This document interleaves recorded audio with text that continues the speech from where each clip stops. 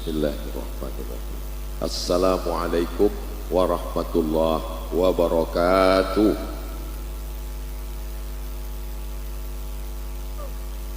Kumaha sadayana?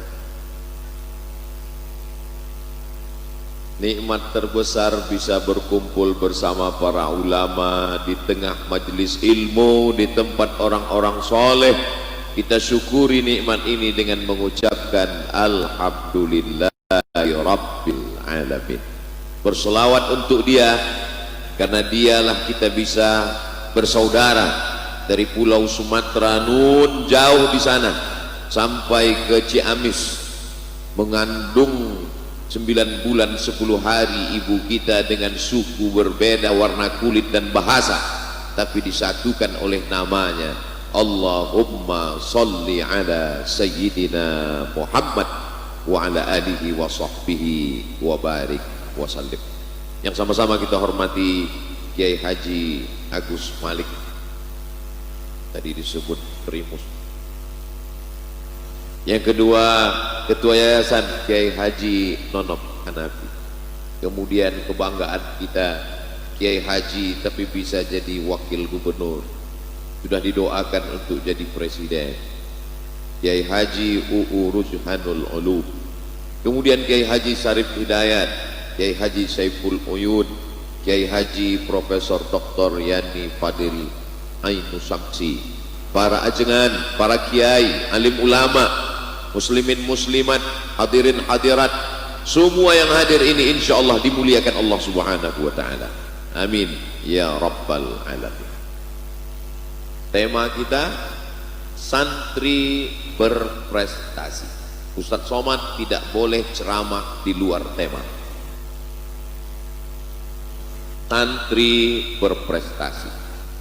Mana dia santri yang berprestasi itu? Ada di hadapan Ustadz Abdul.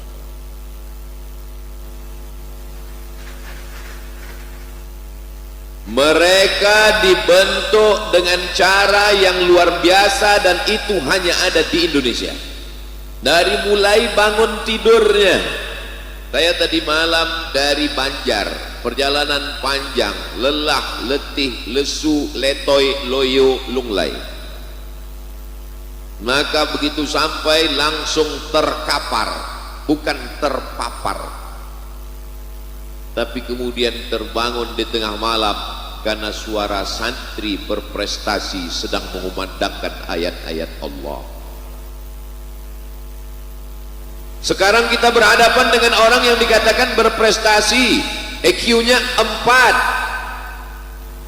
4, bukan EQ 4, indeks prestasinya 4, EQ-nya hebat, katanya cerdas, juara kelas, bangun jam 7.30, bukan berprestasi. Mengapa mereka dikatakan berprestasi? Mereka berprestasi bukan karena prestasinya di kampus, di kelas, di lokal.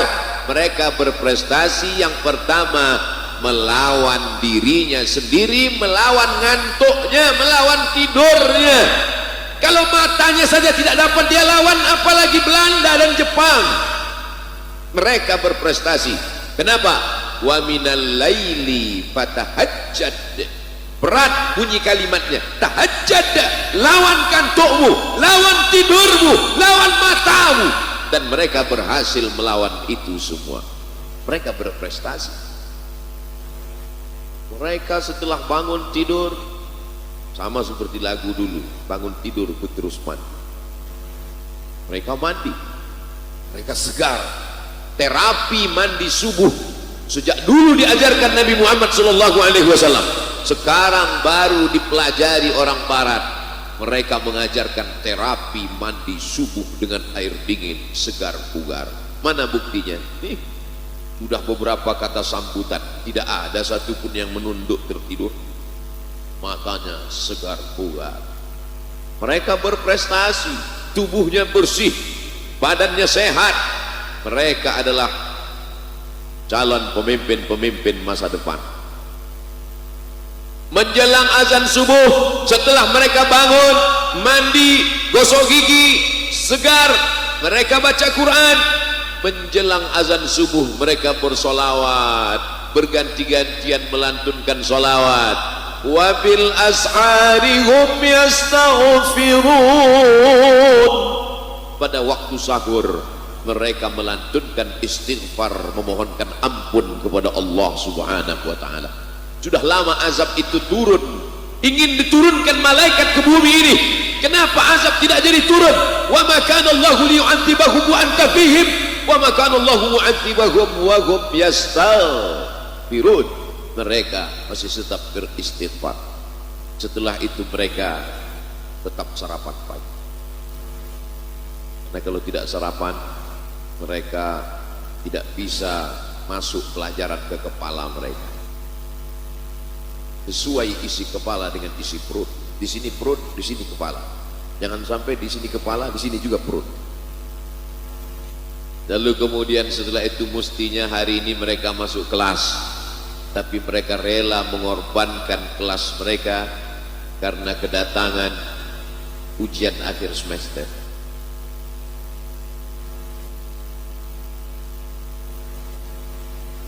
Karena semua isi ceramah ini insya Allah akan masuk ujian.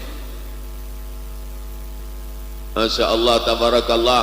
Jadi mereka bukan berprestasi lalu kemudian disematkan titel, lalu kemudian mereka dianggap mahasiswa yang luar biasa S1, S2, S3, tapi mereka berprestasi dari mulai zahir, batin, kukunya diperiksa. Azfaraka, kukumu, inna syaitana yaq'udu ma tala minha. Saya masih ingat dulu di pesantren itu semua diperiksa, dari mulai rambut sampai gigi sampai semuanya, dari ujung rambut sampai ujung kaki. Mohon maaf, Ustaz Abdul Somad tadi sholatnya di rumah kiai, tetap berjamaah kami, karena kalau kami masuk masjid, masuknya cepat ke masjid, cuman keluar dari masjid ini yang lama. Banyak jebakan-jebakan Batman. Santrinya sayang semua sama Ustaz, semua ingin bersalaman, semua ingin mengambil barokah-barokah para ulama, para kiai, para ajengan. Mereka adalah yang dididik untuk memuliakan orang-orang yang dimuliakan Allah Subhanahu wa taala. Mereka berprestasi luar biasa. Jadi apa standar prestasi menurut pesantren Miftahul Huda 2? Prestasi adalah ketika mampu mengendalikan diri sendiri. Itulah prestasi.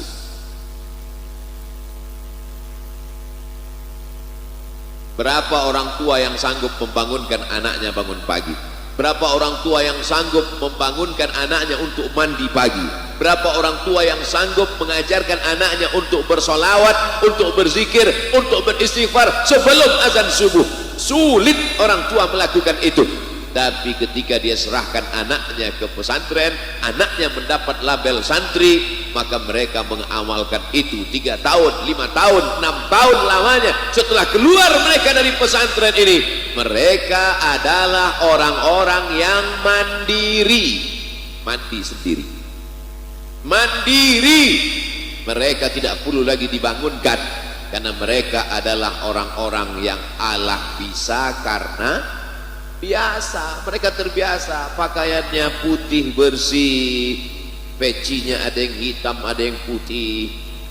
Mereka adalah anak-anak yang terdidik luar biasa. Daftarkan segera anak-anak Anda ke Miftahul 2 sebelum tanggal penutupan berikut ini.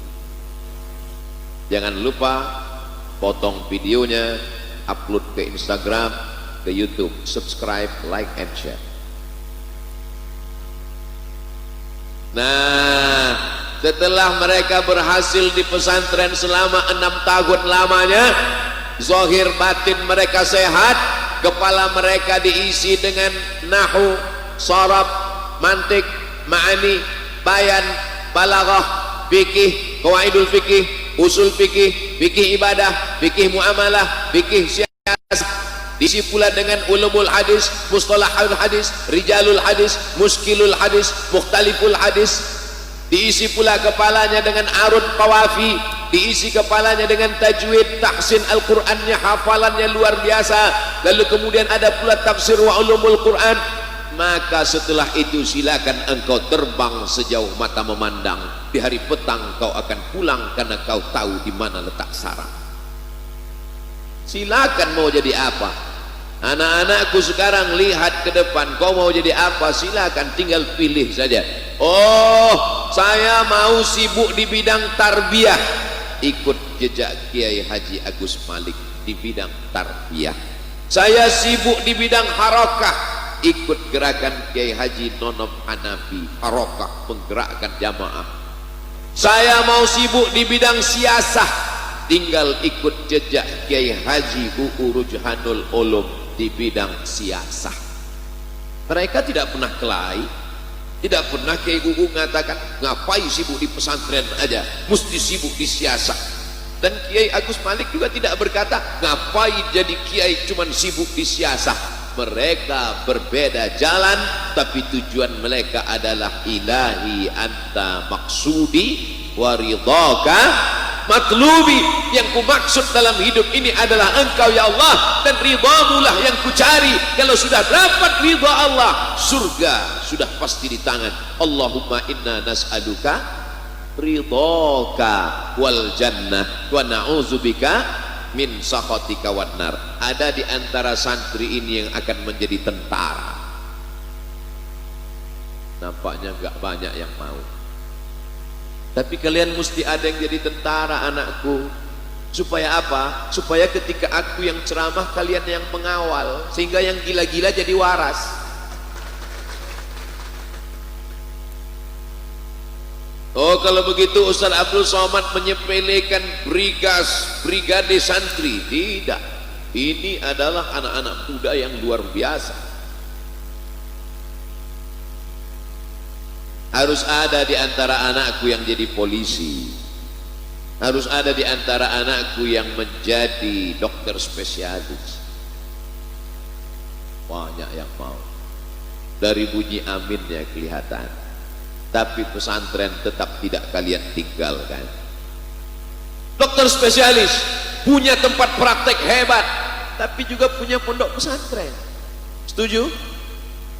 Malahan dokter spesialis itu pesantrennya luar biasa. Tahfizul Quran, yatim piatu, fakir miskin, gratis semuanya. Siapa yang tidak senang? Impian masa depan.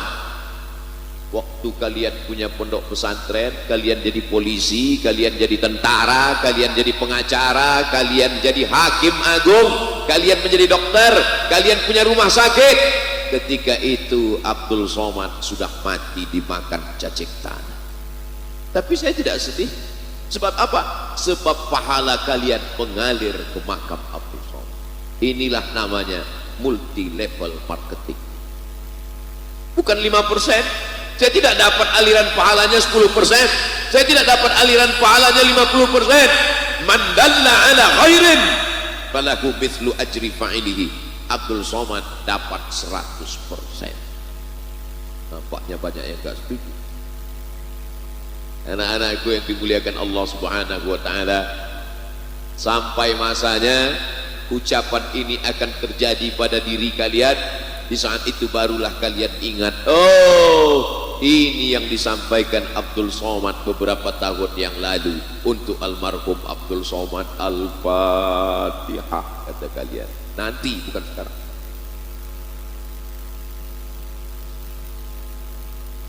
Gajah umurnya sama dengan manusia, matinya 60-70 tahun. Tapi gajah begitu lahir sempoyongan, tegak berdiri, langsung lompat bisa lari. Tapi manusia tidak begitu. Dia mesti merangkak, dia mesti belajar duduk, dia mesti belajar berdiri, setelah itu baru berlari. Proses manusia lambat. Mengapa manusia lambat? Karena dia mesti diisi dengan ilmu pengetahuan, mesti diisi dengan akhlakul karimah. Di pesantren inilah kalian dididik. Akidahnya Imam Abul Hasan Al-Asy'ari, fikihnya Muhammad bin Idris Asy-Syafi'i, tasawufnya Junaid Al-Baghdadi, ahlus sunnah wal jamaah, sampai mati tetap la ilaha illallah Muhammadun Rasulullah. Bahwa nanti kalian belajar fikih Hanafi, fikih Maliki, fikih Hambali, enggak masalah. karena kalian sudah kuat dalam bidang mazhab Syafi'i. Diawali dari matan takrib, lalu kemudian fathul qarib, lalu kemudian naik kepada i'anatul talibin, lalu kemudian kalian selesaikan mahalli. Setelah itu baca kitab-kitab besar, lalu kemudian setelah itu bisa membaca kitab 4 mazhab, Bidayatul Mujtahid wa Nihayatul Muqtasid Imam Ibnu Rushd, lalu kemudian membaca fikih mazhab yang lain. Gak apa-apa untuk muqaranah, perbandingan, itu adalah kekayaan fikih. Tapi kalian sudah punya pegangan, kalian seperti pokok kayu, akarnya tunggal menghunjam ke bumi tapi pucuknya ke atas. Kalian akan dikenang sepanjang zaman, kalian akan menjadi pemimpin negeri ini insyaallah, amin. Tapi setelah Kiai UU, karena tadi sudah didoakan Kiai Tono, setelah beliau 2 periode baru antum. Gak ada yang mengaminkan. Aminnya sir Pak Ustaz.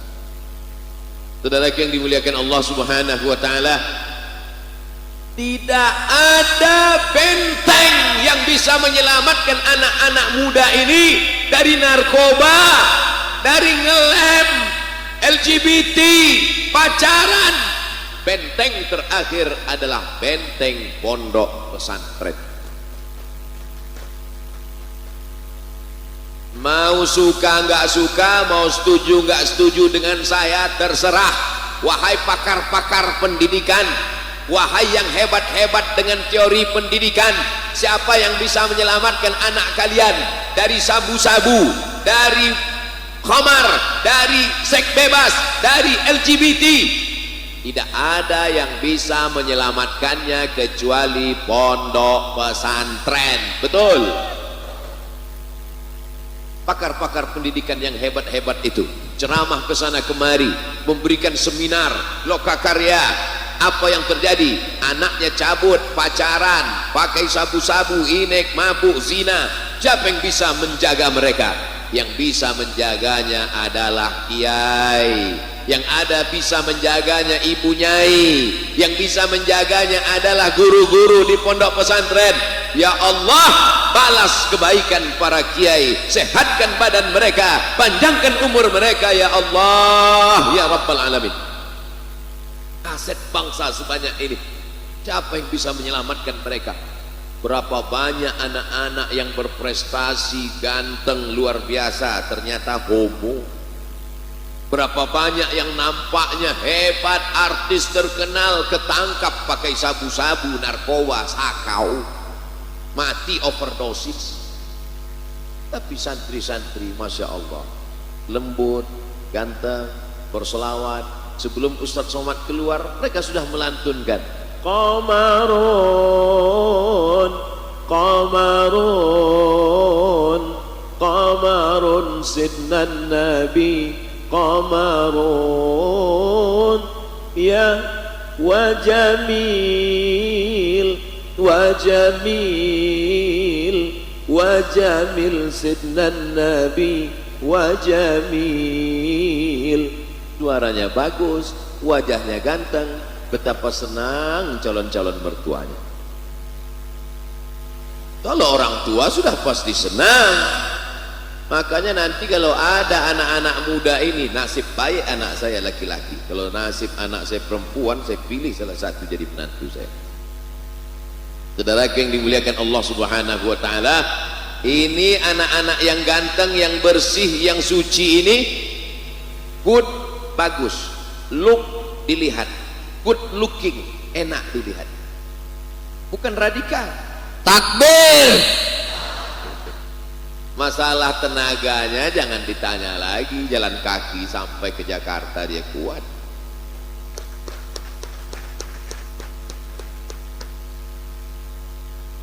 Kalau nggak percaya aja lagi. Mereka ini kuat semua.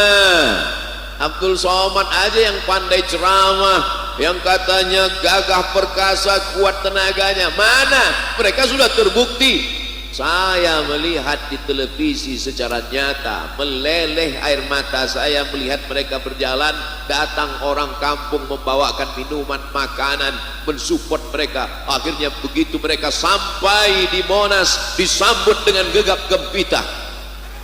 Takbir. Kami di Pulau Sumatera, nun jauh di sana, menonton di televisi, melihat mereka berjalan sampai akhirnya mereka sampai ke tempat tujuan, dipeluk haru. Terlintas di pikiran saya, mungkinkah aku bisa berjumpa dengan mereka? Allah menyambut doa itu. Hari ini dipertemukan Allah Subhanahu. Allahu Akbar. Ada rasa di dalam lubuk hati paling dalam yang kecil, aku ingin jumpa dengan mereka, aku ingin bersalaman dengan mereka. Dikabulkan Allah di musim Covid.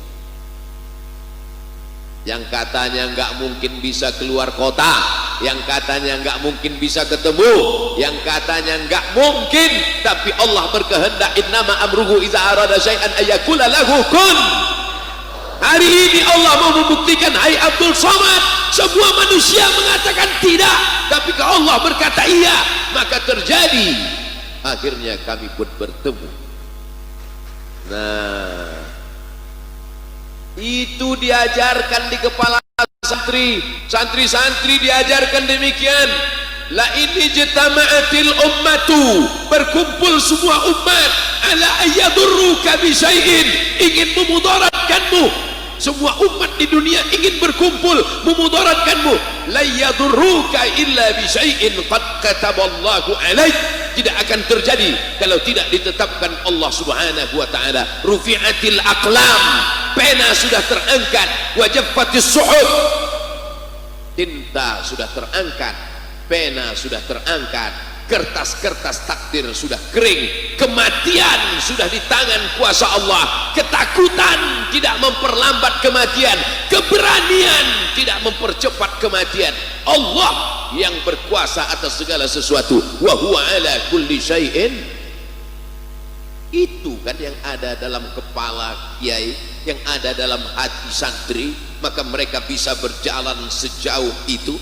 Saya ngelihat di Google Map aja capek. Saya tulis Ciamis ke Jakarta, enter. Beloknya banyak sekali. Berapa jam baru sampai? 4 jam sekian menit. Mereka bisa. Ternyata punya kekuatan. Kekuatan itu datang dari mana? La haula wala quwata illa billah. Saya sebetulnya tidak layak menceramahi anak-anakku sekalian. Andai dibuat peraturan di depan pintu gerbang, yang boleh ceramah di Miftahul Huda 2 hanya yang pernah jalan kaki dari Jakarta ke Ciamis.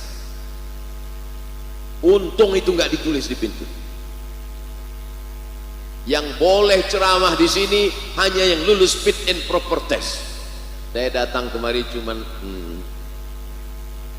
tapi mereka tidak sombong, mereka tidak angkuh, mereka menerima siapapun yang datang. Abdul Somad yang datang pakai mobil, silakan ceramah. Abdul Somad yang nggak kuat jalan kaki, silakan ceramah. Mereka punya prestasi tapi tidak angkuh dan sombong. La yadkhulul jannah, tidak masuk surga. Man kana fi qalbihi, siapa yang dalam hatinya mithqala habatin min khardalin min kibrin, ada sombong sebesar biji sawi. Kenapa mereka tidak sombong? Karena mereka dididik oleh para kiai. Tadi pagi waktu mau makan, Ustaz Abdul Somad silakan sarapan, saya ambil piring. Santri-santri duduk di samping meja makan. Pas saya mau ngambil sup, saya mau senyum ke mereka, mereka nunduk.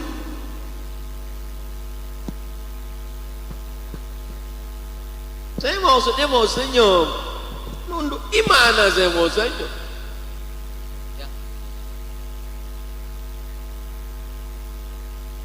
Oh, ternyata setiap setengah jam ganti mikrofon. Hebatnya Miftahul Miftahul Huda 2. Setiap 30 menit ganti mikrofon. Tidak hanya ganteng, tidak hanya kuat fisik kakinya, tapi juga mapan secara ekonomi. Gimana mau buat pesantren besar, businya jeril kereta api? Berapa rel yang hilang ini?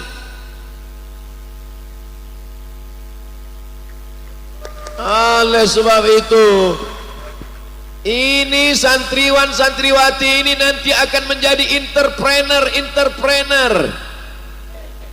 Cita-cita mereka tinggi, setinggi bintang di langit, tapi kaki mereka tetap nginjak ke bumi.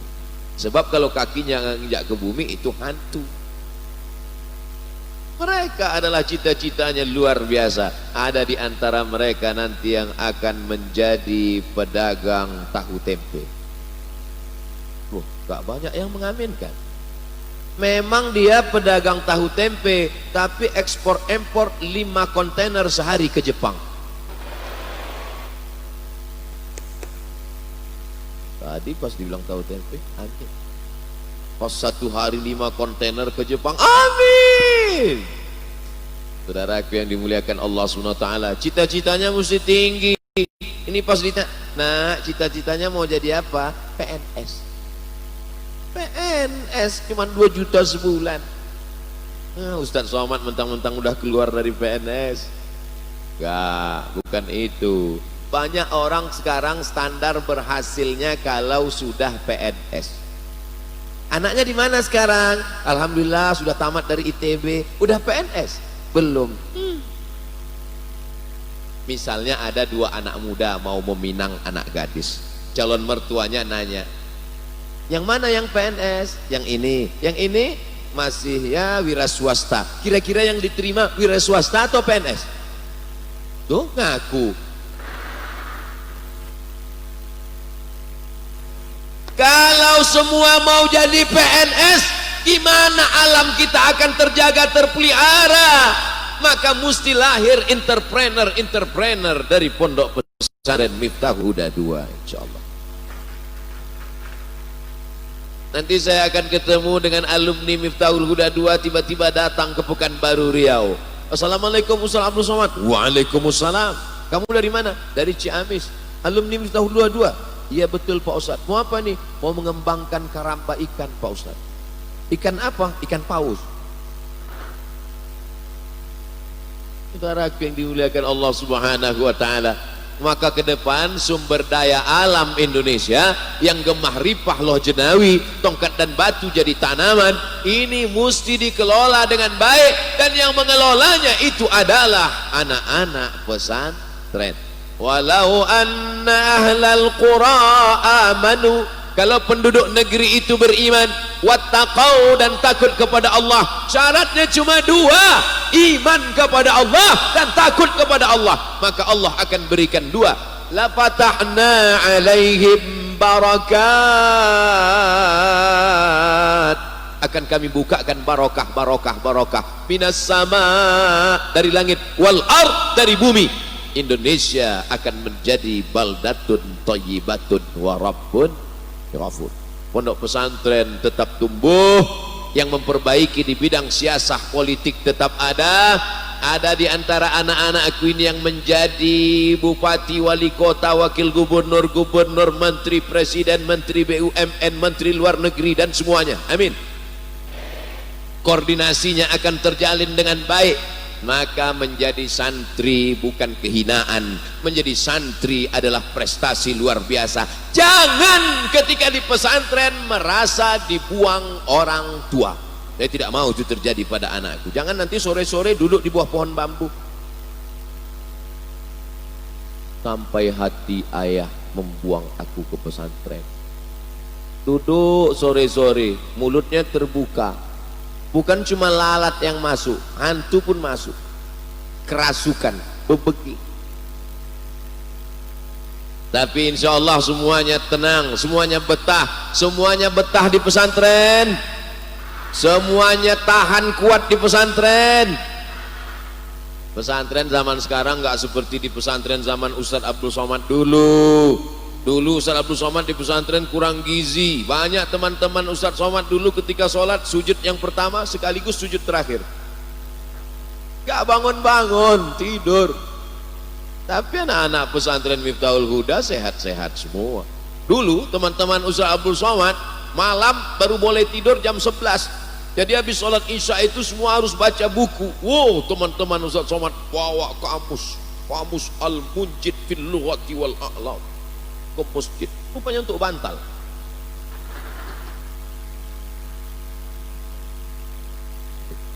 Tapi santriwan-santriwati di Miftahul Huda, miftah, kuncinya aja sebesar ini, apalagi surganya.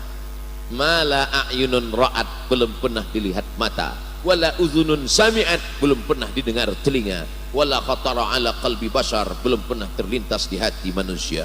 2040 reuni akbar alumni Miftahul 2 internasional.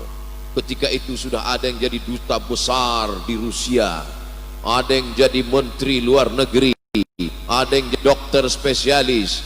Hadirlah mereka, tablik akbar, reuni akbar alumni Miftahul Huda 2, penceramah Abdul Somad LCM hadir. Sebagian sudah meninggal. Abdul Somad masih hidup. Ada kebanggaan luar biasa. Kenapa? Ternyata anak-anakku yang dulu, yang lucu, yang lugu, hari ini dia sudah menjadi pemimpin bangsa.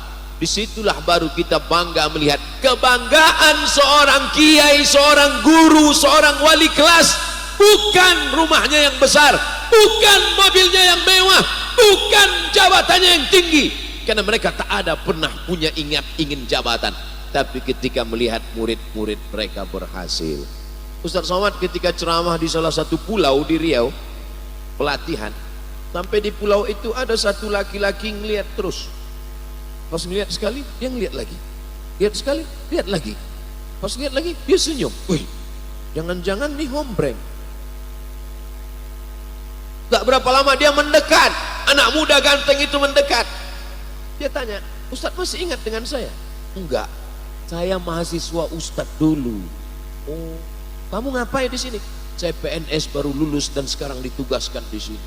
Ada kebahagiaan, kebanggaan yang tak bisa dibayar dengan apapun anakku. Maka tunjukkan prestasi kalian. Ayah ibu yang melahirkan kalian 9 bulan 10 hari lamanya. Di Ciamis mengandung masih 9 bulan. Di tempat lain 4 bulan. Disusukannya kalian 2 tahun anakku. Meregang nyawa dia melahirkan kalian. Di Ciamis melahirkan masih meregang nyawa. Di tempat lain mudah, bersin lahir. Apa yang diinginkan ayah ibu kalian? Melepuh kulitnya kena matahari demi kalian bisa sekolah. Apa yang diinginkannya dari kalian? Mereka tidak minta apa-apa. Apa ada ibu-ibu santri ini yang mendoktrin anaknya? Kamu sudah sekolahkan di pesantren, nanti kalau tamat pesantren tolong belikan mama gelang emas sebesar rantai sepeda. Enggak ada, mereka minta macam-macam. Yang mereka inginkan hanya kalian menjadi anak yang berprestasi, berbakti kepada orang tua. Andai kami mati, kami enggak minta apa-apa nak. Kami cuma minta kalian di tengah malam bangun tahajud dan berdoa, Rabbighfirli wa liwalidayya warhamhuma kama rabbayani shaghira. Siap? Siap? Siap? Insya Allah. Masya Allah. Ingat, sudah janji semua dengan Ustadz, jangan ada dusta di antara kita. So sweet. Saya senang ceramah di pesantren itu, saya jadi muda lagi. Jadi sekarang ini saya tidak merasa 43 tahun. Saya merasa jadi ya santri latihan pidato. Tapi kalau ceramah di panti jompo itu memang nangis bawah. Kalau ceramah takziah itu memang. Tapi kalau ceramah Dulu kan begitu latihan pidato. Assalamualaikum warahmatullahi wabarakatuh. Hayya naskurullah azza wa jalla alladzi qad a'tana fursatan thaminatan hatta nastati'a an najtami'a fi hadzal makanil mubarak. Wa nusalli wa nusallim ala sayyidina wa maulana Muhammad. Dihafal terus cepat-cepat. Soalnya kalau pelan grogi hafalannya hilang. Latihan. Pramuka tetap aktif. Pas hari-hari libur, hari-hari Sabtu, hari Ahad itu dulu di pesantren boleh izin keluar sama security, sama satpam. Boleh keluar izin. Nah, biasanya untuk menghadapi izin itu saya disuruh karena saya agak berani daripada yang lain. Mat. Dulu mereka nggak manggil ustad, mat aja. Mat, tolong izin. Nah, itu. Pak security, Pak satpam, kami boleh izin keluar sebentar. Oh, nggak boleh. Sebentar aja, Pak. Ayolah, keluarlah. Nah. Cuman berteman mesti dengan kawan sahabat yang baik-baik. Jangan berteman yang enggak baik. Ustadz dulu sebetulnya baik, cuman teman kurang baik. Ustadz baik, teman kurang baik, ngajak cabut. Ustadz nggak mau, cuman karena godaannya kuat akhirnya. Man, ayo kita cabut. Oh enggak, ayolah, yang satu ngajak. Ayolah, ah enggak, aku nggak mau cabut. Bencong. Akhirnya kita begitu kuatnya pergaulan. Tapi kalau di pesantren insya Allah baik-baik semua. Kalaupun ada yang nakal-nakal preman, ya preman syariah. Allahu Akbar. Tapi kalau di luar sana kenakalannya sudah di luar syariat Islam, kenakalannya pergaulan bebas. Kalau di sini mana ada yang pacaran? Ada tembok Berlin di antara kita, Beb. Gak mungkin ketemu. Mau ngintip-ngintip juga nggak bisa. Aduh, mana bisa, tinggi temboknya. Paling-paling mau ngintip yang agak-agak ke depan sedikit. Paling-paling nanti bisa ngelihat pas mau keluar ngambil sendal.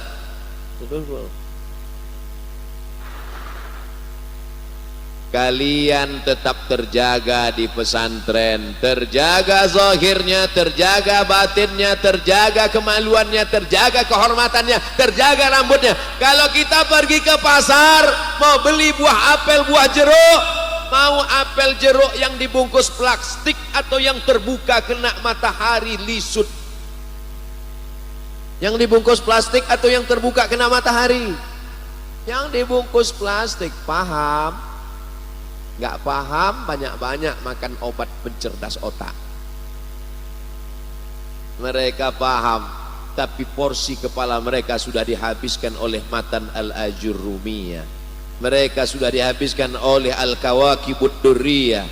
Mereka sudah dihabiskan oleh matan alfiyah lengkap dengan syarah Ibnu Aqilnya.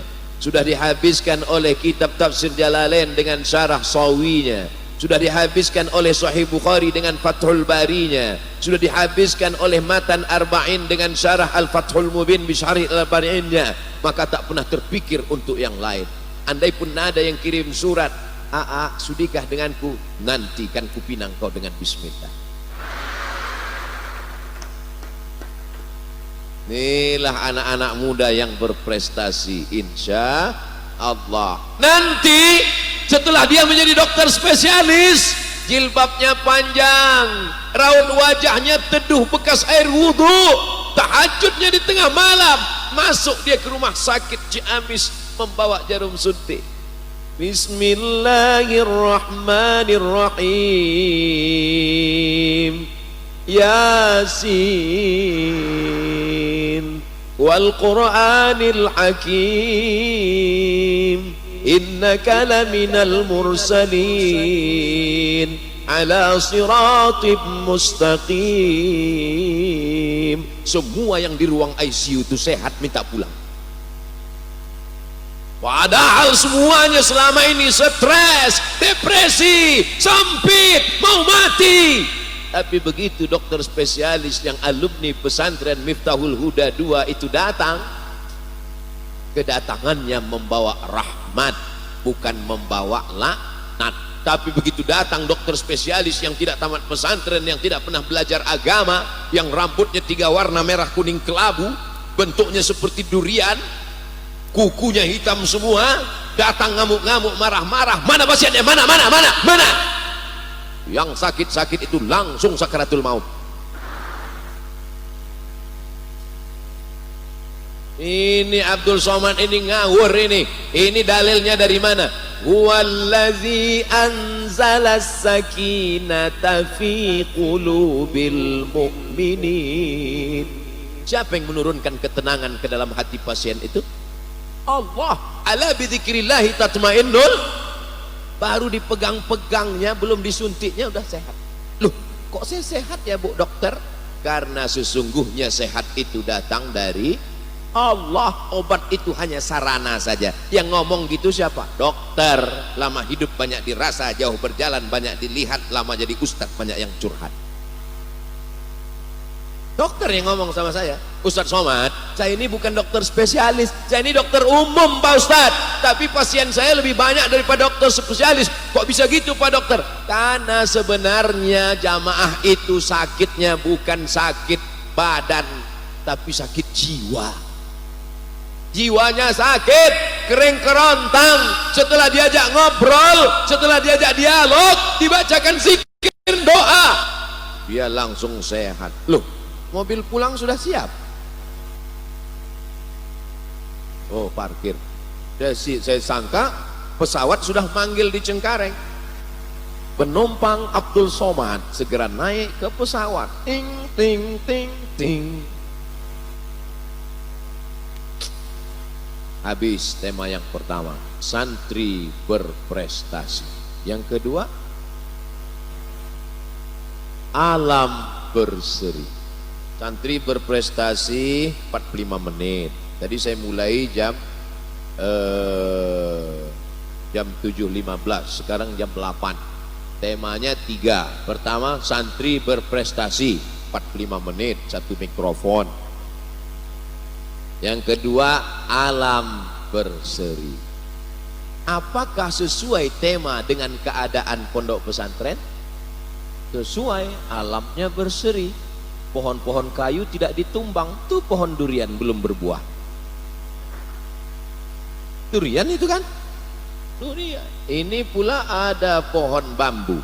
Man qata'a sidratan, siapa yang memotong sebatang pohon sidir, sawwaballahu ra'sahu finnar, sungkurkan kepalanya ke dalam api neraka. Satu batang pohon kau potong, sungkurkan kepalanya dalam api neraka. Bagaimana kalau memotong pohonnya bukan 1 tapi 5 hektar? Gara-gara memotong pohon di atas gunung, maka akar pohon tidak menahan tanah. Ketika hujan lebat, banjir, longsor, hancur semua masyarakat mati. Tidak ada keseimbangan alam. Datanglah santriwan santriwati. Mereka bukan cuma hafal kitab nahu, sorob, mantik, balaghah, balaghah, ma'ani, bayan, tapi juga mereka menjaga keseimbangan alam. Ini anak-anak ganteng ini menjaga keseimbangan alam. Sudah ganteng, jaga keseimbangan alam, rajin menjaga alam, menanam pohon. Mata kita kalau melihat yang hijau-hijau ini menjadi sehat. Makanya di sini banyak hijau-hijau, sampai besi pun dicat hijau.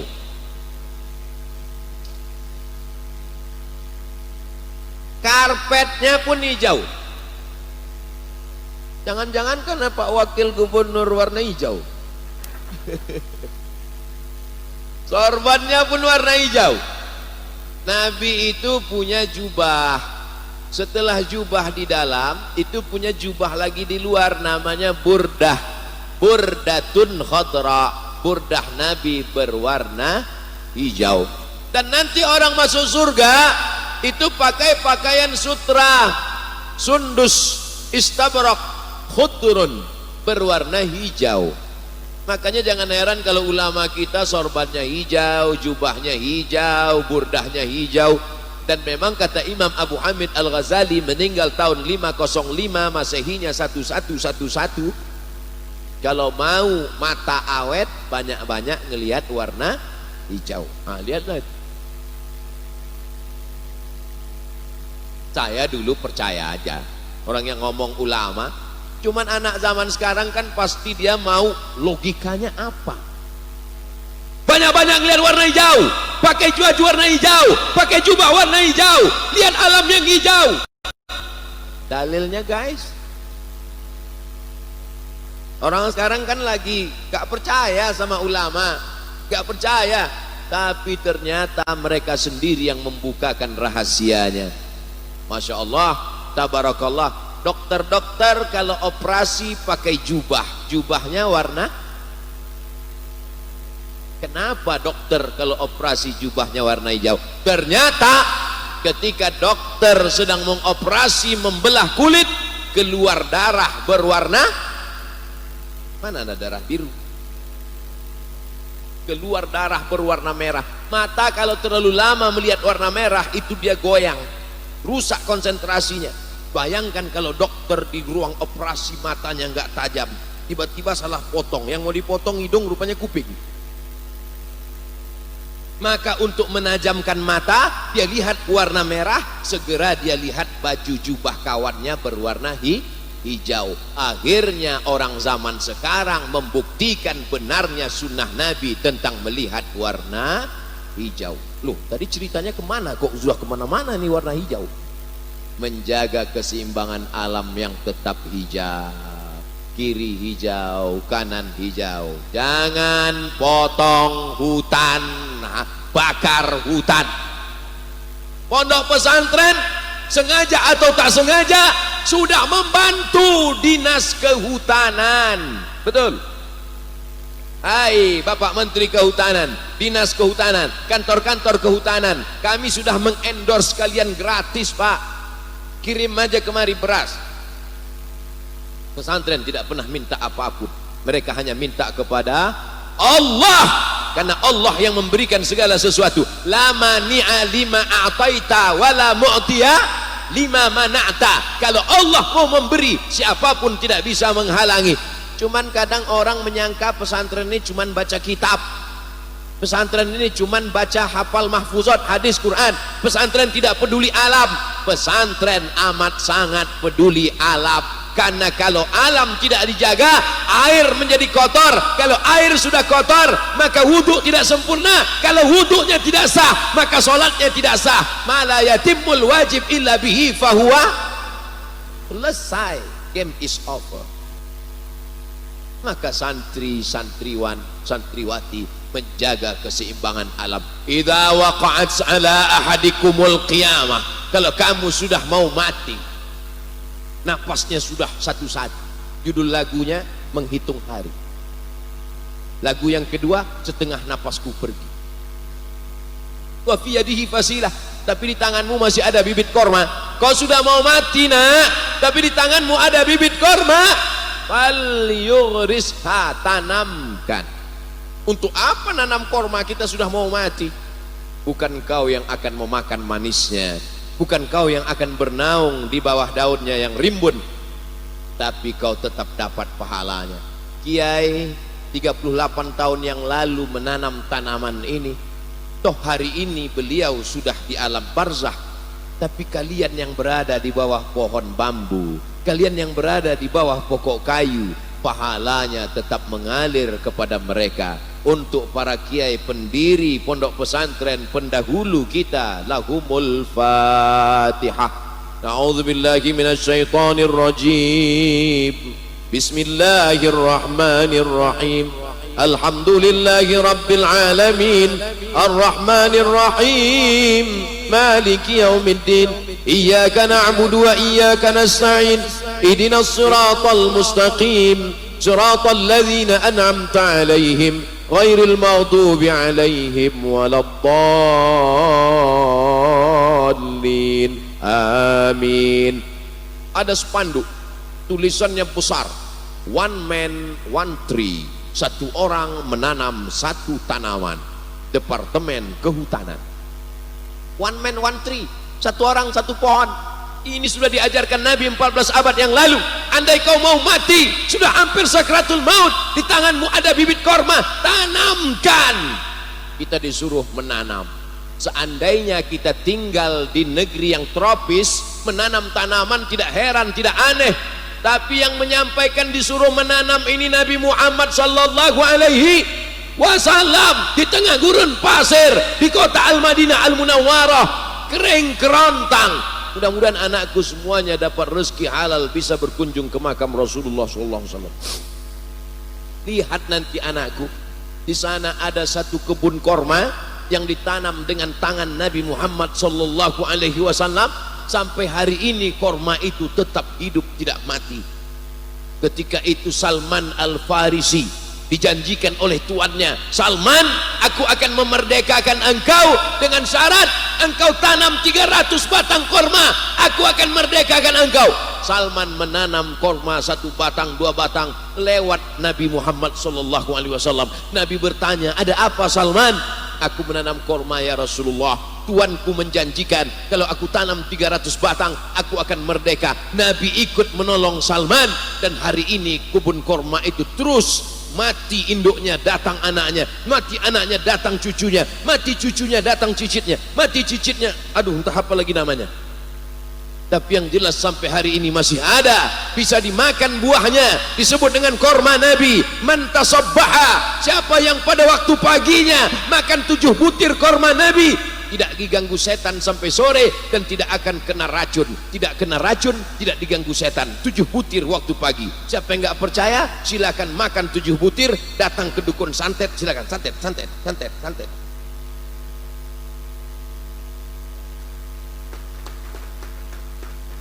Jadi Islam itu bukan cuma cerita neraka, Islam itu bukan cuma cerita sorga, tapi juga Islam menjaga kelestarian alam. Islam cerita tentang COVID. Masa iya? COVID kan baru datang belakangan Pak Ustadz. Islam sudah cerita tentang COVID. Idza sami'tum bihi, kalau kamu mendengar ada suatu wabah terjadi di suatu negeri, la taqdimu ilaihim, jangan datang ke negeri itu. Wa idza waqa'tum bihi, kalau kamu berada di suatu negeri, di negeri itu ada suatu wabah, la takhruju firaram minhu, jangan lari keluar dari negeri itu. Itulah yang dikenal sekarang dengan PSBB. Kalau zaman Ustadz waktu kecil dulu, PSBB, Pendidikan Sejarah Perjuangan Bangsa. Nabi sudah cerita tentang COVID, pelayanan masyarakat ketika terjadi suatu wabah. Apa kata Nabi? Firra minal majdzum, firaraka minal asad. Larilah engkau dari penyakit menular seperti engkau lari dari seekor singa. Ada yang pernah melihat COVID? Enggak, COVID hanya bisa dilihat dengan mikroskop. Jangan dipakai mikroskop jadi kacamata, nanti melihat hidung orang seperti terowongan Mina.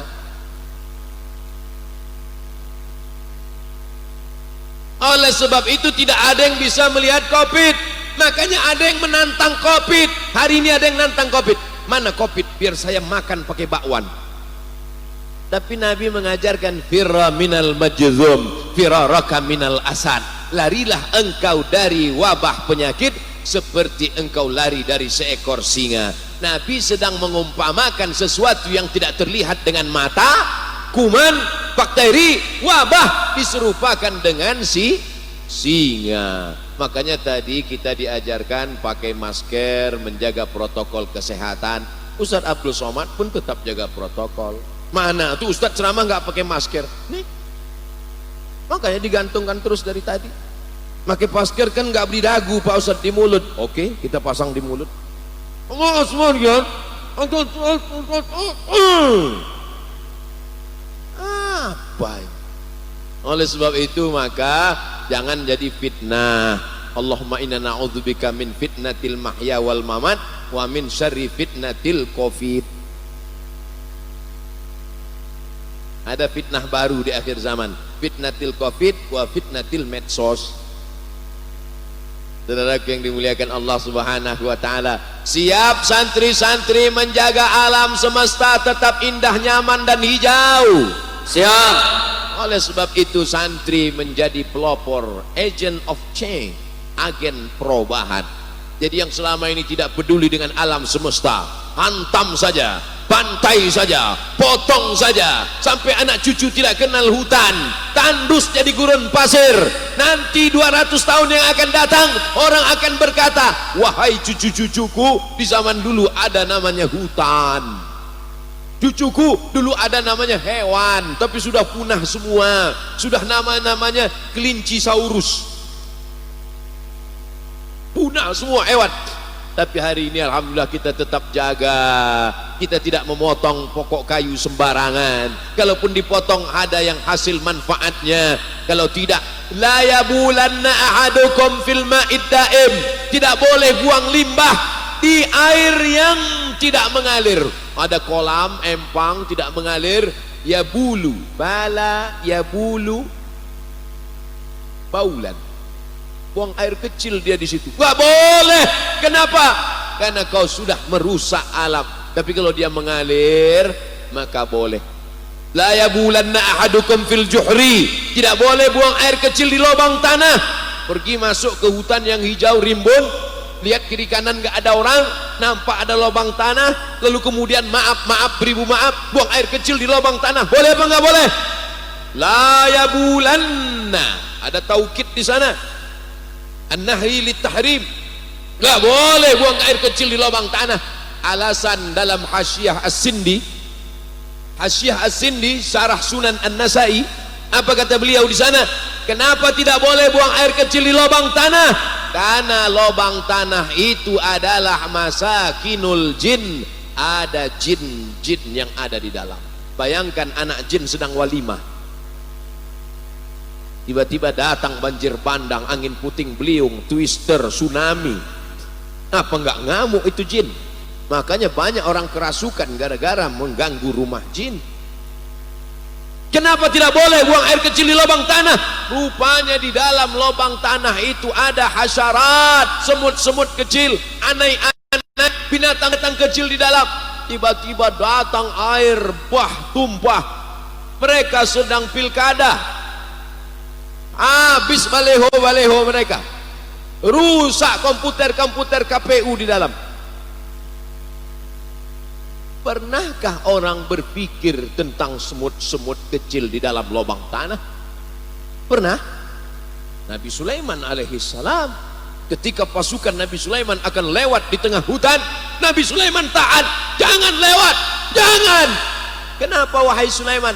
Aku mendengar panglima semut sedang berkata, ya ayyatuhan namlu dukhulu masakinakum, wahai semut-semut, masuklah kamu ke sarang kamu, karena pasukan Sulaiman akan lewat. Kalau kekuasaan dipegang orang soleh, tidak ada semut yang teraniaya. Betul? Kalau santri yang menjadi wakil gubernur, maka tidak akan ada semut yang teraniaya. Betul? Makanya doa Kiai Nonop tadi, jangan cuman sekedar wakil gubernur, tapi akan menjadi pemimpin Indonesia di masa akan datang. Setuju apa enggak setuju? Setuju apa enggak setuju? Bukan saya yang ngomong, Kiai Nonop. Ustadz Somad kata Kiai Nonop, tetaplah menjadi ustadz guru bangsa, ceramah kesana kemari. Ustadz Somad tetap di bidang dakwah, Kiai Nonop di bidang harakah, Kiai Agus tetap di bidang tarbiyah, Kiai UU di bidang siasah. Semuanya bekerja sama, tidak saling menyalahkan. Wa ta'awanu 'alal birri wat taqwa. Kami seperti main bola. Kiai Agus Malik tetap jaga gawang, beliau tidak kemana-mana, dia menjaga gawang jangan sampai kebobolan. Tapi kemudian Kiai Nonop menjadi back, menjaga. Abdul Somad menjadi strikernya, menyerang ke depan.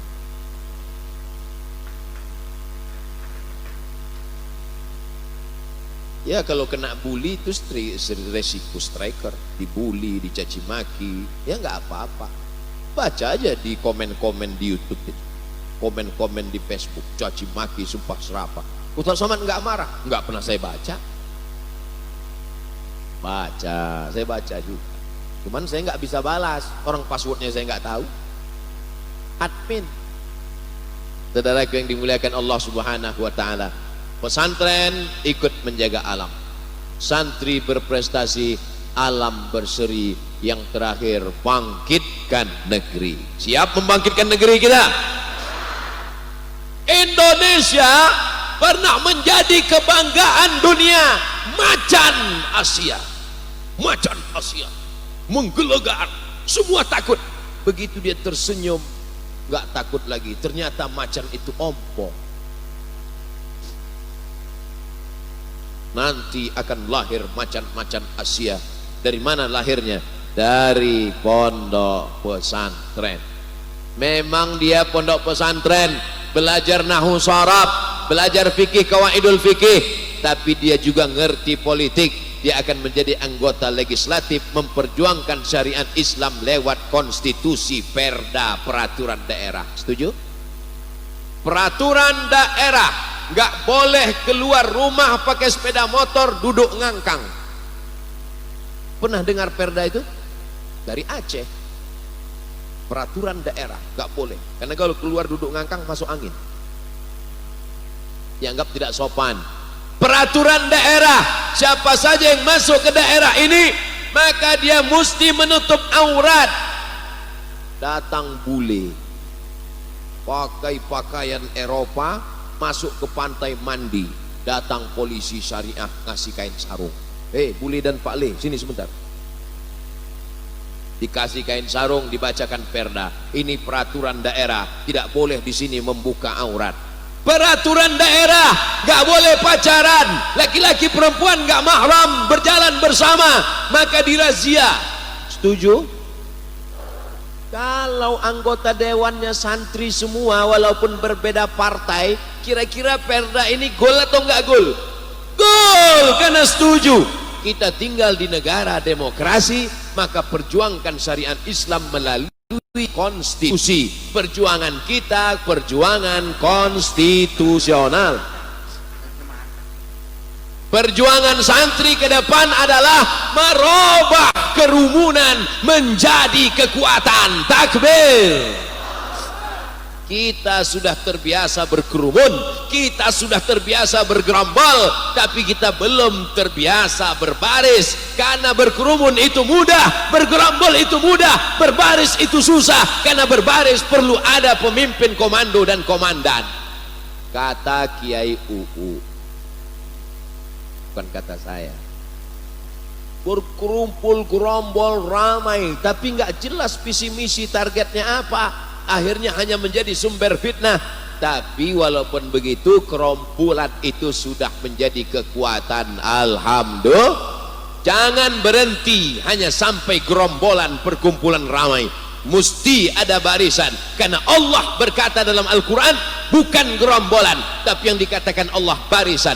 Innallaha yuhibbul ladzina yuqatiluna fi sabilihi saffa. Tidak ada dalam ayat innallaha yuhibbul ladzina yuqatiluna fi sabilihi gerombolan. Saffa, barisan yang kokoh, ka'annahum bunyanum marsus. Ada komandonya, ada komandannya, ada targetnya, jelas visi misinya, dan itu hanya bisa dikendalikan oleh anak-anak pesantren, karena mereka sudah terdidik untuk disiplin dari mulai bangun tidur sampai tidur malam. Jamnya sudah disepakati, muttafaqun alaih, yang lewat kena hukuman. Santri sekarang nggak seperti zaman kami dulu. Santri sekarang dilindungi oleh Komisi Perlindungan Anak. Zaman Ustadz Somad dulu nggak terhitung tangan ini berapa kali dipukul pakai rotan batang sapu. Masih ingat saya yang mukul? Kakak-kakak kelas yang kelas 5, kelas 5 jadi mudabbir, kelas 6 jadi ustadz, di atas itu ustadz tinggi di Sidratul Muntaha. Masya Allah, tabarakallah. Dendam ustadz dengan senior-senior itu? Enggak. Setiap saya ceramah keluar kota ketemu, saya enggak dendam. Cuman kalau dia ngundang saya enggak datang. Tetap silaturahim. Kami ketemuan alumni, abang dulu yang mukul kan? Iya. Semua jadi indah pada saatnya, semua jadi indah. Kenangan-kenangan yang dulu itu luar biasa. Mat, masih ingat mat? Apa? Dulu kita waktu nyuri bumbu pecel. Hari Sabtu, hari Ahad itu banyak santri-santri kedatangan tamu. Emaknya datang, bapaknya datang, kakaknya datang, neneknya datang, bawa rambutan, bawa bumbu pecal. Tapi dia bakhil bin pelit bin medit. Saya nggak nakal, cuman teman-teman saya ini, Mat, yang ini halal nih, ghanimah ini. Tapi kami udah minta maaf, udah damai. Masya Allah, tabarakallah. Santri sekarang baik-baik semua. Kelihatan dari wajahnya soleh-soleh. Gak seperti kami dulu nakal-nakal. Nakal aja bisa jadi orang, apalagi yang soleh.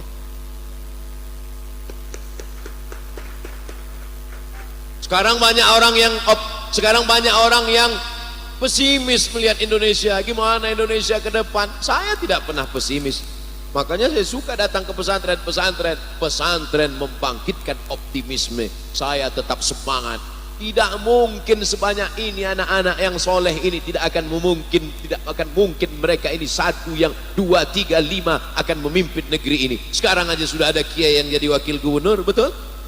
Oleh sebab itu ke depan kalianlah yang akan memimpin negeri ini, anakku. Takbir. Santri berprestasi, alam berseri, bangkitkan negeri. Ceramah Abdul Somad sesuai materi. Jadi nanti mudah aja. Kalau ada yang nanya, apa ceramah Abdul Somad? Udah tinggal buat itu aja. Saya selalu ceramah itu biasanya pakai poin 1, 2, 3 atau sesuai dengan tema. Tujuannya apa? Supaya santri-santri kalau ditanya gurunya mudah ngasih jawaban. Apa judul ceramah Abdul Somad? Santri berprestasi, alam berseri, bangkitkan negeri. Intel-intel juga kalau ditanya atasan mudah menjawab. Apa ceramah Abdul Somad tadi? Siap komandan, santri berprestasi, alam berseri, bangkitkan negeri. Mantap, bubar barisan. Berapakah thariqah yang ada di dunia? Di Indonesia ada namanya Jam'iyah Ahlut Thariqah Al-Mu'tabarah. Presidennya Habib Lutfi bin Yahya Pekalongan.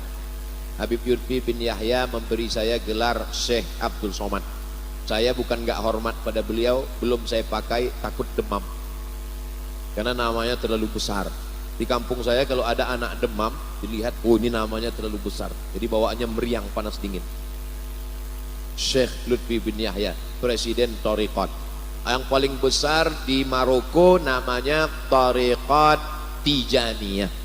Kemudian Thariqat Syaziliyah, itu ulama besar ilmu hadis namanya Syekh Muhammad bin Abdullah bin Siddiq Al-Ghumari, Syekh Abdullah bin Siddiq Al-Ghumari, Syekh Abdul Aziz bin Siddiq Al-Ghumari, Syekh Ahmad bin Siddiq Al-Ghumari. Tarekat mereka adalah Syaziliyah, Syekh Abdul Hasan As-Syazili. Ada lagi Tarekat Qadiriyah, dia adalah Syekh Abdul Qadir Al-Jilani. Ada lagi Tarekat Syaziliyah, Abdul Hasan As-Syazili. Ada lagi Tarekat Darqawiyah.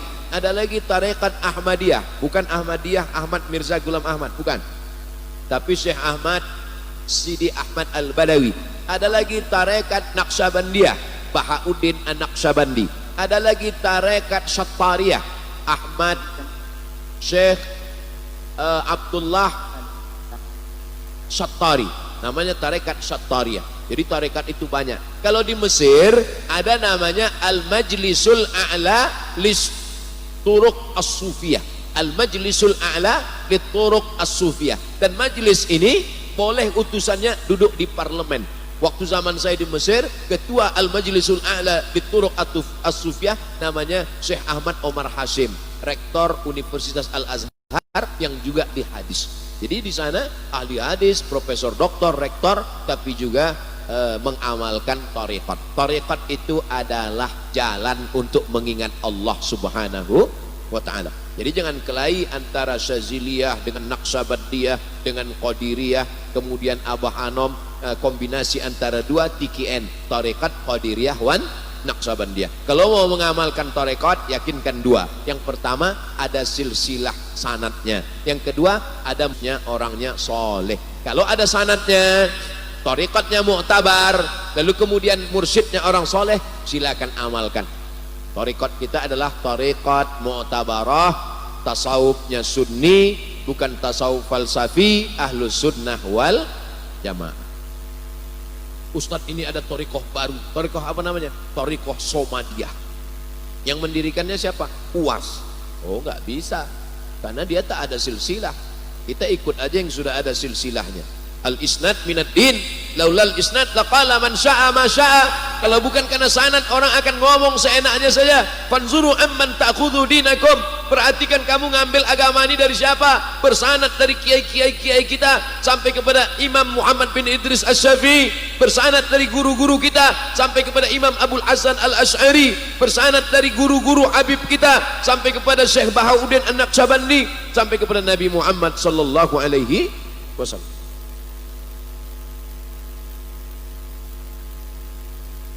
Bagaimana cara membedakan petunjuk yang datang ke dalam hati, apakah itu dari Allah atau dari setan? Sementara petunjuknya sama-sama baik. Wah, berarti itu setan syariah.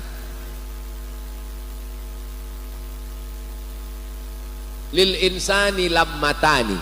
Manusia itu punya dua lammah. Lammatul malaikah, bisikan dari malaikat namanya ilham. Sedangkan bisikan dari setan namanya waswasah. Oleh sebab itu sebelum tidur kita berwudu dulu, sholat sunat witir dulu, bismika Allahumma ahya wa amut. Jangan baca sekarang, nanti ketiduran. Sebelum makan minta lindung kepada Allah. Anak-anak kecil didoakan seperti doa Nabi untuk Sayyidina Al-Hasan dan Sayyidina Al-Husain. U'idzukuma bikalimatillahi tammati min kulli syaitani wa hammati wa min kulli ainin lammah. Maka insya Allah kita terjaga, terselamat dari itu. Tapi kalau ada bisikannya sama-sama baik, disebutkan dalam kitab Al-Lumah, ditulis oleh Imam Saraj At-Tusi, ahli tasawuf. Kalau engkau masuk ke dalam hutan, ketika sampai ke dalam hutan, tiba-tiba burung-burung yang ada hinggap di pohon kayu mengucapkan salam kepada engkau. Saya masuk ke dalam hutan, tiba-tiba burung itu mengucapkan salam, assalamu alayka ya Abdus Somad. Waalaikumsalam. Masuk ke dalam hutan, burung-burung mengucapkan salam kepada engkau. Bagaimana cara membedakan bahwa itu karamah atau istidraj? Caranya dua. Kalau mendengar ucapan burung itu ada rasa takut kepada Allah, maka itu berarti karamah datang dari malaikat. Tapi kalau begitu masuk ke dalam hutan, burung-burung mengucapkan salam, datang rasa bangga, keluar dari hutan lalu bicara, akulah wali Allah. Semua burung sudah bersatu mengucapkan salam kepadaku. Sesungguhnya kau wali setan. Kenapa? Karena tidak mendatangkan rasa takut kepada Allah. Makanya saya pernah nanya, ini jadi ustadz viral ini, jangan-jangan ini dari setan? Kalau ada rasa sombongmu dalam hati Abdul Somad, berarti kau setan. Tapi kalau dalam hatimu ada rasa takut kepada Allah, makanya saya tidak pernah datang ke Miftahul Huda 2 ini datang untuk berceramah, tidak, na'udzubillah.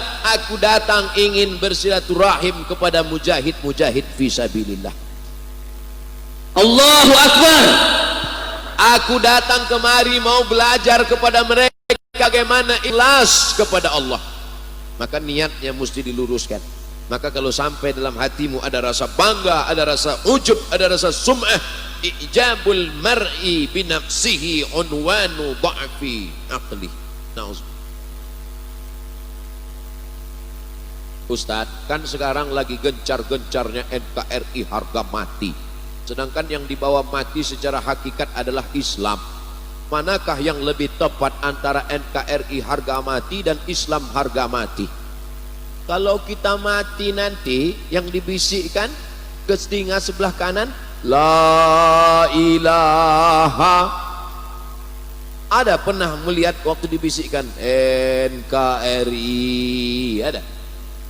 Tapi hubbul watan minal iman. Kita tetap sayang jaga NKRI supaya kita bisa beribadah dengan tenang, supaya kita bisa melaksanakan rukun iman, rukun Islam dengan tentram, supaya tidak bisa berkelahi, berhancur lebur perang. Maka kita tetap jaga keamanan, kedamaian, tapi kita tetap wala tamutunna illa wa antum. Jelas? Itu ada santri yang bawa sorban naik ke atas, ikan-ikan besar ada dia. Santri naik ke atas.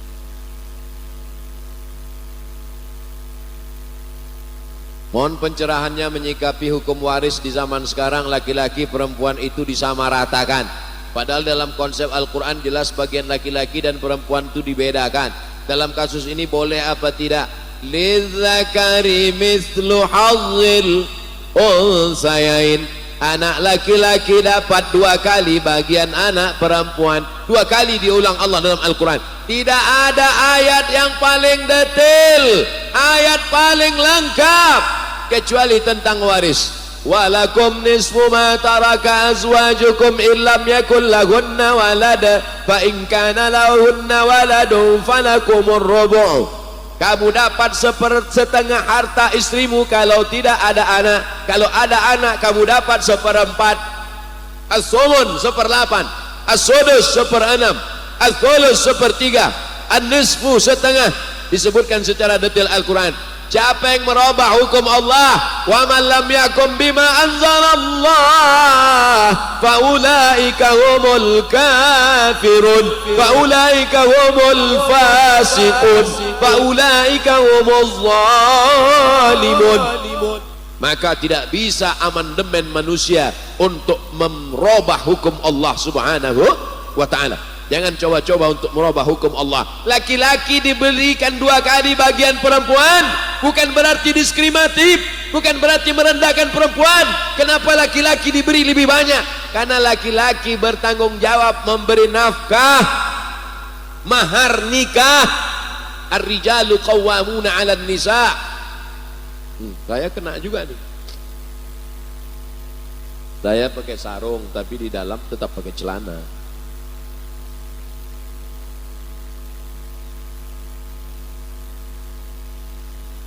Takbir. Payah ngitungnya pakai cek. Terima kasih Tuan Guru begitu besar dari seorang ulama, dan kita hanya tunggu dari pemerintahan.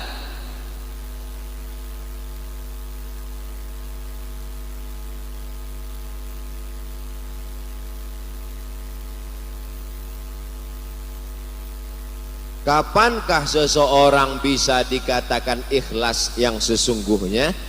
Apakah malaikat tahu ada yang ikhlas di antara kita? Ustaz Somad tanya sekali lagi, adakah malaikat tahu keikhlasan hati kita? Tidak. Iza hamma abdi bihasanatin, kalau hambaku itu ingin melakukan perbuatan baik, catat 1. Tapi kalau dia jadi melakukannya, catat 2. Kalau malaikat tidak tahu niat kita, dari mana malaikat tahu orang ini mau berbuat baik? Maka disebutkan dalam kitab Ar-Risalah Al-Qushairiyah karya Imam Abul Qasim Al-Qushairi, ketika seorang hamba mau berniat baik, berbuat baik, maka dia mencium aroma yang harum semerbak, dia catat 1. Malaikat tidak tahu apa yang ada dalam hati kita. Maka yang tahu keikhlasan itu hanya kita dan Allah Subhanahu wa ta'ala. Jangan-jangan Abdul Somad ini ceramah karena mau subscriber, karena mau viral, kalau mau viewer karena mau viral. Maka doakan supaya Abdul Somad ikhlas, istiqomah, dan mati husnul khatimah. Selalu minta doa kepada Allah, jadikan aku ikhlas ya Allah, jaga hatiku supaya jangan sampai kena riya, kena sum'ah ya Allah. Jangan sampai kita lalai lupa, karena kalau kita lalai lupa, disitulah setan datang masuk menghancurkan kita. Ustadz mohon jelaskan menyikapi, mengaplikasikan rahmatan lil alamin di era milenial ini Pak Ustadz, digital seperti ini Pak Ustadz. Wa ma arsalnaka illa rahmatan lil alamin. Allah berikan semesta alam. Buktinya dengan adanya santriwan santriwati, pohon bambu dapat rahmat, kambing-kambing dapat rahmat, binatang-binatang dapat rahmat, semut-semut dalam lubang tanah dapat rahmat, hutan dapat rahmat. Maka di era milenial ini, anak-anak muda buat clock-clocknya juga rahmat. Ambil handphone, letakkan di pohon bambu, langsung buat video pendek. Hai guys, dimanapun berada, sebagai seorang mukmin, jangan kau tebang hutan, selamatkan hutan. One man, one tree, sunnah Nabi SAW. Jangan lupa subscribe, like, and share.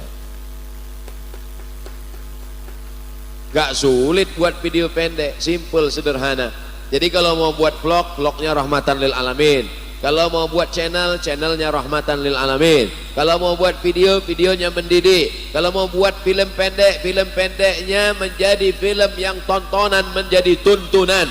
Insya Allah santriwan santriwati akan melahirkan produk-produk yang bermanfaat, entrepreneur yang menyelamatkan umat dan bangsa insya Allah. Amin.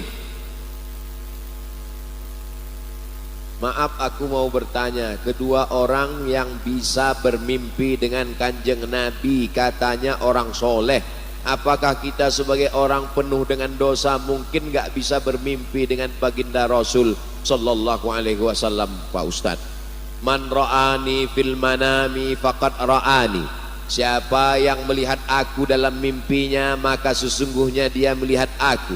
Di anna syaitana la yatamatsalu bi, karena setan tidak bisa menyerupai aku. Saya bertemu dengan seorang bukan ulama, bukan ustadz, manusia biasa. Dia pegawai di salah satu kantor bupati. Dia bermimpi melihat Nabi sallallahu alaihi wasallam. Ketika saya dalam mimpi itu sholat, Pak Ustadz, saya lihat Nabi Muhammad jadi imam. Selesai sholat, Nabi menghadapkan wajahnya. Disitulah saya melihat dan dia mengaku, akulah Nabi Muhammad. Saya tanya, apa amalan Bapak? Ada tetangga saya ngejek saya, ngajak saya berantem. Terus saya maafkan dia. Saya pengurus masjid, Pak Ustadz. Tiba-tiba tetangga saya ngajak saya kelahi gara-gara masalah di dalam masjid. Yang benar saya. Siapapun ditanya yang benar saya. Dia nantang saya ngajak berantem. Saya nggak mau. Malamnya saya mimpi Nabi. Ternyata kita bisa bertemu dengan Nabi kalau kita mau memaafkan orang lain. Saya tanya si bapak, bapak nggak mau berantem itu bapak takut dengan dia? Enggak Pak Ustadz, saya ini jago karate, sabuk hitam dan satu. Kalau mau saya tinju dia mati. Dia jago karate, sabuk hitam, masih muda, sehat walafiat, punya jabatan di kantor bupati, tidak mau berkelahi, bertemu dengan Nabi Muhammad SAW. Jadi karena ketulusan hati, kebaikan. Andai saya ada yang seperti posisi dia, sabuk hitam, jago karate, patah-patah saya buat. Oleh sebab itu maka maaf juga luar biasa. Ini salah satu contoh manusia biasa yang bukan ulama bisa bertemu dengan Nabi Muhammad sallallahu alaihi wasallam. Bolehkah ketika hukum negara atau hukum sudah tidak ditegakkan kita tegakkan secara pribadi? Kalau boleh gimana caranya? Kalau tidak boleh bagaimana solusinya? Nabi sallallahu alaihi wasallam di kota Makkah Al-Mukarramah dalam keadaan lemah teraniaya, maka solehnya untuk diri dan keluarga. Jadi kalau kita merasa dalam keadaan teraniaya tidak bisa menegakkan hukum Allah, maka dakwahnya hanya untuk pribadi dan keluarga periode Makkah Al-Mukarramah. Tapi ketika sudah di kota Madinah Al-Munawwarah dia punya kekuatan, maka dia wajib menegakkan hukum Allah Subhanahu wa ta'ala.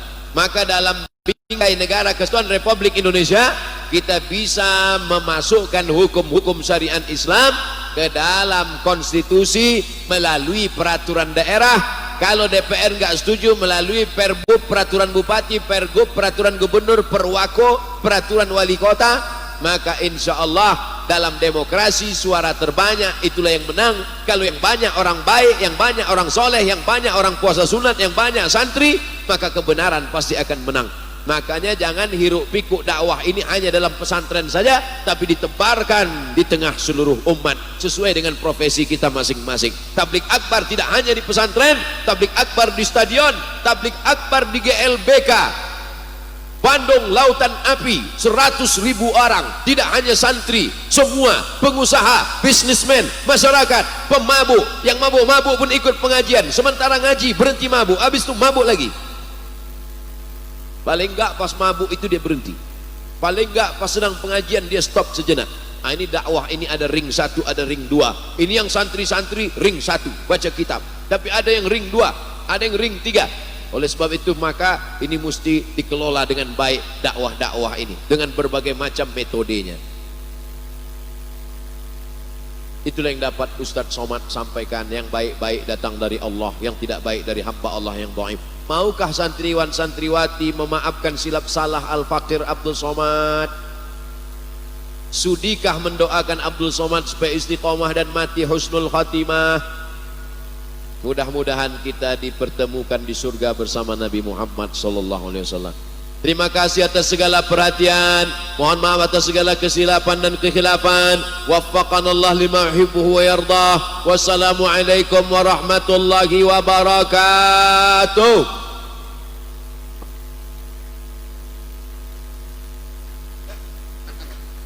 Brigas Ketua Baiker Subuhan tadi katanya mau menyerahkan apa?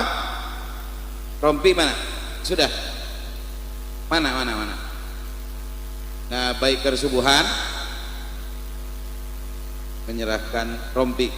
Terima kasih untuk tim pengawalan Al-Mumtaj, FPI dan Brigade Santri Takbir.